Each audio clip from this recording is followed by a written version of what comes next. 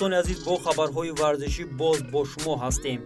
пас мутаваҷҷеҳ бошед то аз хабарҳои тару тозаи варзишӣ танҳо аз канали ютуби мураббӣ дастрас хоҳед кард. пас рафтем. Роналдо боз ҷароҳат бардошт.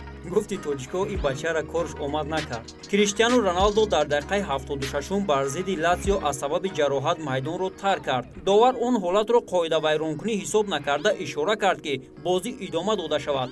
ҳамлагари португалӣ боз якчанд дақиқа бозӣ кард ва билохира дар дақиқаи 76 тарки майдон намуд. вақте Роналдо аз майдон мерафт, бо сармураббии даста Андре Пирло суҳбат кард, ки онро мутахассисон шарҳ доданд. ӯ ба Пирло чунин гуфт: пас аз он ки рақиб маро аз пой афтонд, ҳангоми афтидан буҷӯлаки поям тоб хӯрд. баъдан дар нишасти матбуотӣ сармураббии дастаи Туринӣ ин ҷароҳати Роналдоро тасдиқ кард, аммо то кадом дараҷа ҷиддӣ будани онро шарҳ надод. ӯ гуфт ки ташхиси тиббиро интизор хоҳад шуд. тибқи маълумоти мутахассисони соҳаи тиб, барқароршавии Роналдо аз чунин ҷароҳат 3-4 ҳафта давом меёбад. хотиррасон мешавем ки Криштиану Роналдо бинобар сабаби сироятёбӣ аз коронавирус қариб 1 моҳ ба майдон набаромада, пас аз бозгашташ ҳамагӣ 2 бозӣ анҷом дод. Де Брюйне Манчестер Ситиро аз пирӯзӣ маҳрум кард. пас аз бозӣ Де Брюйнеро чӣ мегуфта бошанд? бешубҳа бозии марказии ин рақобат дастаи Манчестер Сити ва Ливерпул ба шумор мерафт. мухлисон дар ин набард бозии пуршиддат ва серголро интизор буданд, вале ба хости онҳо нашуд. бозии дастаҳои Манчестер Сити ва Ливерпул дар даври 8-уми Премер-лигаи Англия доир шуд, бо натиҷаи мусовӣ 1-1 хотима ёфт. ҳанӯз дар таҳаи оғози вохӯрии футболбозони мизбонон дар ҷаримагоҳи хеш нисбати Садио Мане қоидаи бозиро вайрон намуданд, ки довар ба дарвозаашон пеналти таъин кард. зарбаи пеналтиро Муҳаммад Салоҳи Мисрӣ бехато анҷом дода, дастаашро ба пеш баровард. кӯшишу талошҳои мизбонон самар оварду дар дақиқаи 31 Габриэл Жесус ҳисобро баробар намуд. дар охири қисми якуми дидор довар ба дарвозаи Ливерпул зарбаи ҷаримавии 11-метра таъин кард, ки ин зарбаро Кевин Де Брюйне иҷро карда натавонист. ҳамин тавр бозии мазкур бо натиҷаи мусовӣ 1-1 хотима ёфт.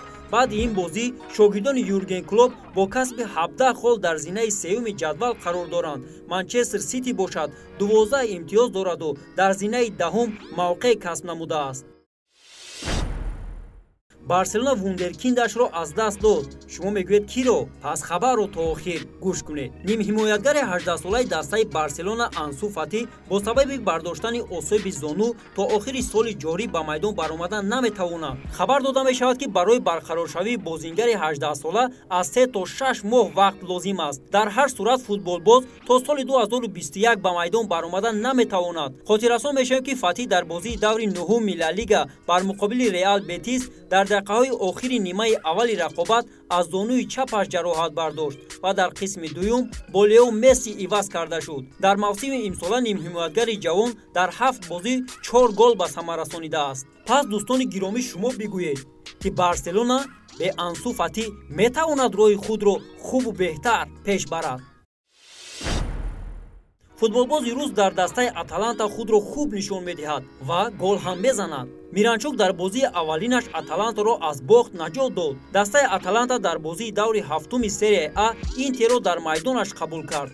ин вохӯрӣ бо натиҷаи мусовӣ 1-1 хотима ёфт. ба голи задаи Лаутаро Мартинес дар дақиқаи 59 футболбози руси дастаи Аталанта Алексей Миранчук ҷавоб гуфт.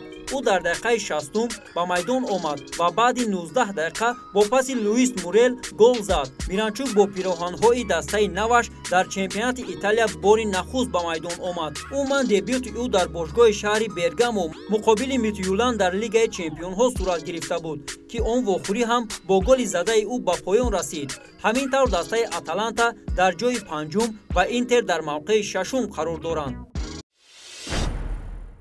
медали Хушқадам Хусравов аз чемпионати ҷаҳон. Хушқадам Хусравов паҳлавони маъруфи тоҷик дар чемпионати ҷаҳон оид ба самбо, ки дар шаҳри Нови Сади Сербия идома дорад, медали биринҷӣ ба даст овард. Хушқадам 8 ноябр дар вазни то 62 кило нахуст аз рақибаш Александр Матайси русиягӣ бо ҳисоби 0-2 шикаст хӯрд. баъдан ӯ дар даври тасолобахш бар Небочса Николиси сербиягӣ ғолиб омада барои ҷои сеюм Фарҳод Абжалиеви қирғизро мағлуб кард ва бо медали биринҷӣ мукофотонида шуд. Хушқадам Хусравов дар чемпионати ҷаҳон оид ба самбои варзиши миёни бузургсолон борҳо соҳиби ҷоизаҳо гаштааст. Соли 2018 ӯ ба унвони қаҳрамони даст ёфта барандаи медали тилло гардида буд. зимнан хушқадам баъди Саидмӯмин Раҳимов ва Беҳрӯз Хоҷазода сеюмин гӯштингир аз Тоҷикистон аст ки ба унвони қаҳрамони ҷаҳон миёни бузургсолон оид ба самбои варзишӣ мушарраф шудааст.